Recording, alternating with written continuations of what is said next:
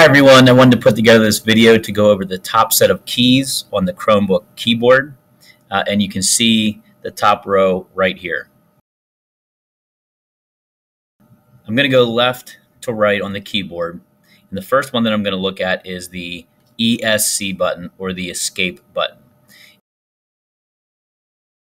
If you ever get into a program and the program locks up, you can press that escape button and sometimes it will unlock the program and it'll get you out of it. You won't need to use that much, but it's there just in case you do need it. The next ones I want to look at are the left and right arrow, which you can see here. Now this will take you back and forth between pages. So let's say, for example, I am on IXL and I went to the wrong page, or I want to go back to the previous page.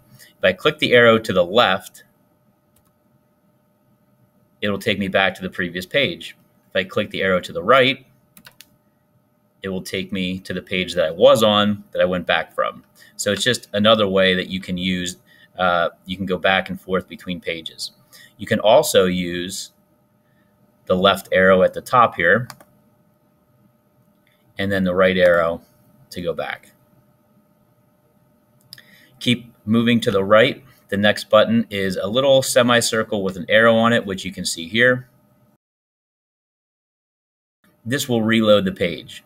So if you ever get to a website and it just doesn't seem to be working correctly, this button will reload the page. So if I click it, you'll see that it will just bring up the same page, but it reloads, it refreshes the page, so it can help you if you ever get stuck. You can also use the same icon, semicircle with an arrow, and click it and it will refresh the page as well. The button to the right of that, you can see here, it's a little square with two little triangles in the corners. And if I click that, it will bring me to a full screen. So sometimes you may not want to see the top tabs. So if I click it, it will take me to a full page, and if I press it again, it will get me out of the full screen. The button to the right of that, it's a square with two straight lines up and down next to it. You can see that here. And if I press this button, it will take me to all of the different pages, or all the different applications that I have available to me. And if I press it again, it will take me back to just that one. So let's say I have several different programs open. So let's say I open up a different application and then I minimize it. If I press this button, it will show me the applications that I have open. So one is my web browser. To the right of that is Safe to Say. And if I press it again, it will bring me back to the original application that I have open. To the right of that, you'll see two little circles that almost look like the sun or a gear.